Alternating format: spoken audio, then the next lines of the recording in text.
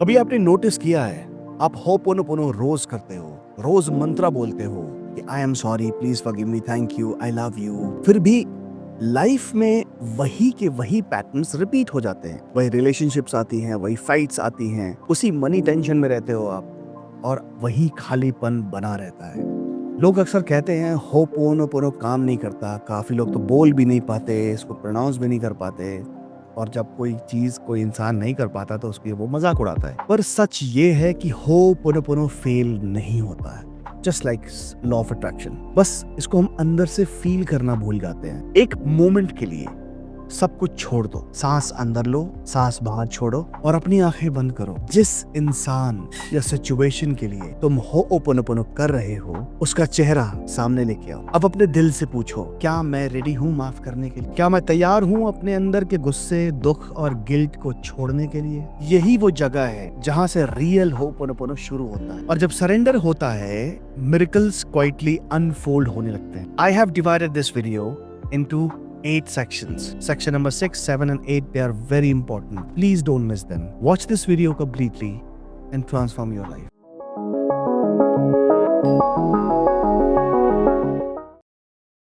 Section 1, empty repetition.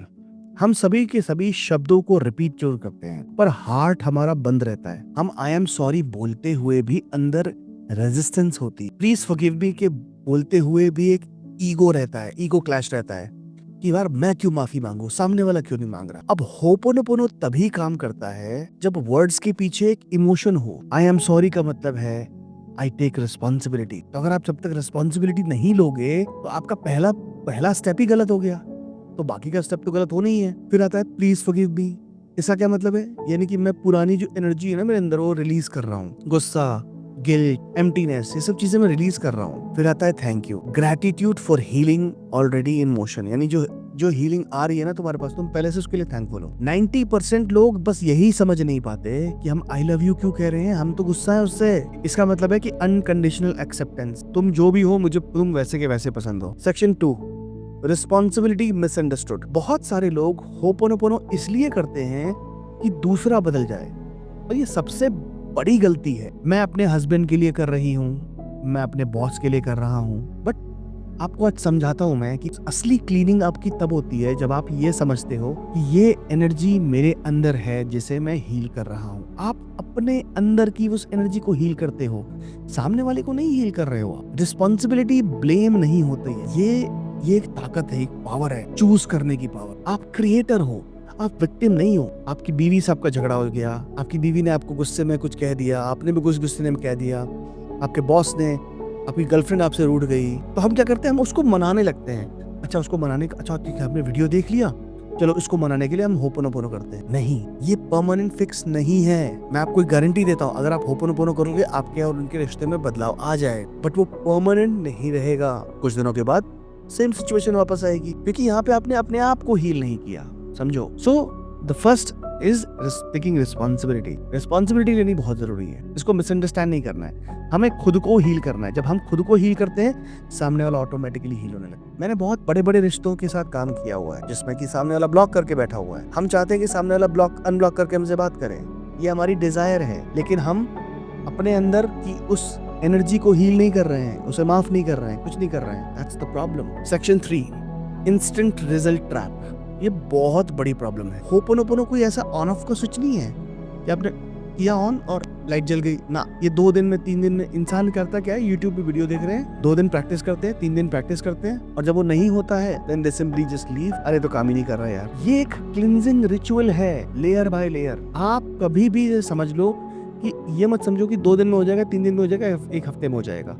कभी कुछ दिन लगते हैं, कभी कुछ महीने लगते हैं, और जब कुछ नहीं बदलता तो, और जब कुछ बदलता दिखाई नहीं देता तो आप समझ लो कि क्लीनिंग अंदर चल रही है। आपको किसी कोच ने, किसी यूट्यूब में किसी बंदे ने आपको ये बता दिया, आप ये बस करो, बस 10 दिन में रिजल्ट आ जाएगा, नहीं आएगा। आप अपनी एनर्जी को क्लीन करो। इतने साल से आपने वो एनर्जी इकट्ठी करके रखी हुई थी, और अचानक से आप सोचो 10 दिन में ठीक हो जाएगा। कैसे हो जाएगा भाई? पैरासिटामोल है, कुछ भी। You have to understand and do not get into the instant result trap. इसके अंदर मत घुसो, ये क्लीनिंग प्रोसेस है। सेक्शन 4 की तरफ चलते हैं, बहुत इंपॉर्टेंट है, पेन राइजिंग। मेरे पास बहुत सारे स्टूडेंट्स आते हैं और वो हमेशा ये कहते हैं कि सर जब भी मैं होपोनोपोनो करती हूँ या करता हूँ तो मेरे अंदर बहुत ज़्यादा मुझे बहुत रोना आता है, मुझे बहुत शिवरिंग होती है, मैं परेशान हो जाता हूँ, मैं रात रात भर सो नहीं पाता। बिल्कुल होगा ऐसा। कभी आपको होपोनोपोनो करते हुए ये भी होगा कि पुराने इमोशंस याद आएंगे, बिना वजह गुस्सा आएगा, बिना वजह आपको तकलीफ होगी, लेकिन उससे डरना नहीं है आपको, बिल्कुल नहीं डरना है, क्योंकि आप अपने आप को उस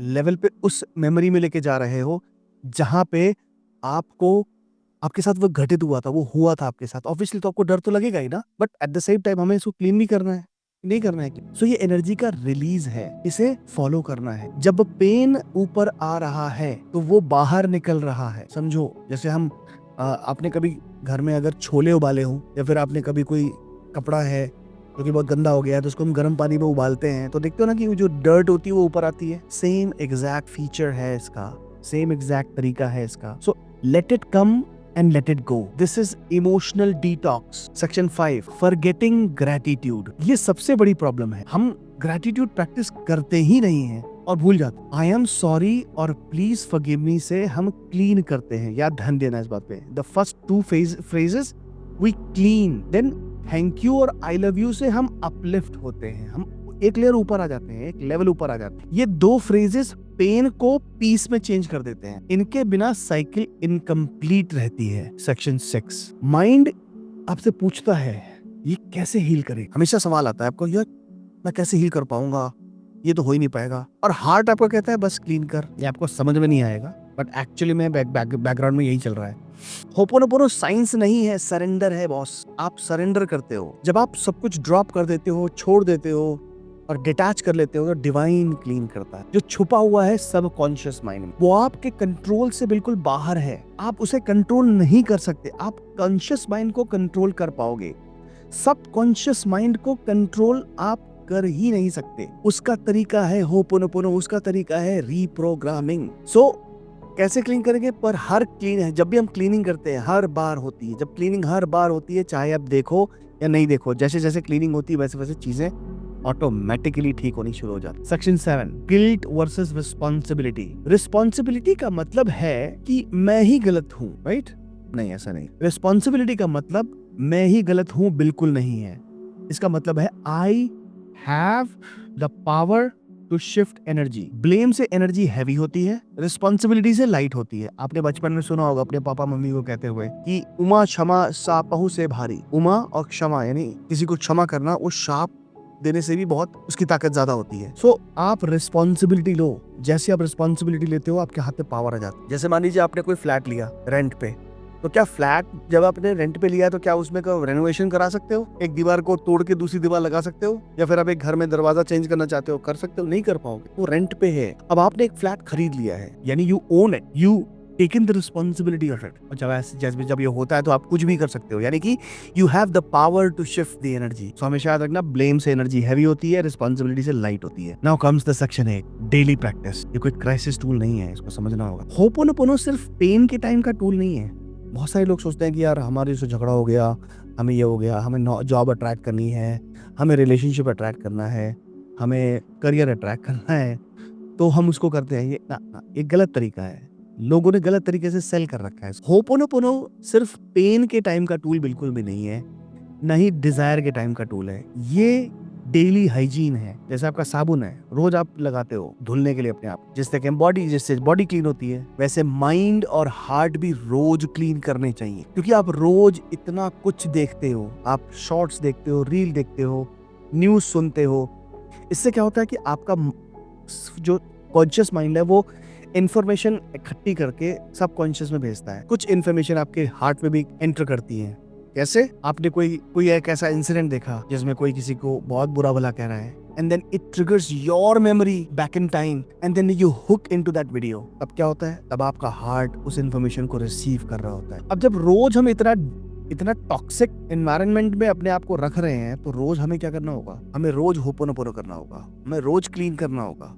Because the calmer you are, the deeper your cleaning goes. Next time, जब तुम कभी भी होपोनोपोनो करो, सिर्फ वर्ड्स को मत बोलो, उन्हें महसूस करो। You need to create goosebumps in your heart and mind and body. जब आपके heart और mind ऐसे करके connect हो जाएगा ना यूं करके, then you are going to feel the goosebumps. And that's the time when your heart and brain is coherent. क्योंकि healing तभी होती है जब heart surrender करता है, ना कि mind control. बस आप इतना बोलो, I am sorry, please forgive me, thank you, I love you, और छोड़ दो. डिवाइन ये जानता है कि क्या क्लीन करना है. मैजिक तब नहीं होता जब आप वर्ड्स रिपीट करते हो. मैजिक तब होता है जब आप उन्हें फील करते हो. अगर इस वीडियो ने आपको कुछ महसूस करवाया तो अपनी नेक्स्ट होपोनोपोनो सेशन दिल से करना और कमेंट में लिख के बताओ मुझे that I choose to heal. बस इतना लिखना ही एक नई स्टार्ट है तुम्हारे लिए. मैं ऐसे और भी गाइडेड हीलिंग वीडियो शेयर करता हूँ जो सिर्फ सिखाते नहीं सिला देते हैं. अगर तुम रेडी हो अपनी एनर्जी को क्लीन करने के लिए तो इस चैनल को सब्सक्राइब करो ताकि जब नेक्स्ट हीलिंग ऑडियो आए, जब नेक्स्ट हीलिंग मेडिटेशन आए, जब नेक्स्ट हीलिंग वीडियो आए तो तुम उसे मिस ना करो. अब जब तुम इस वीडियो को बंद करोगे तो एक बार दिल से जरूर बोलना I am sorry, I love you and thank you. और देखो कैसे जिंदगी धीरे धीरे शिफ्ट होती है. मिलते हैं नेक्स्ट हीलिंग के सफर में. नमस्कार.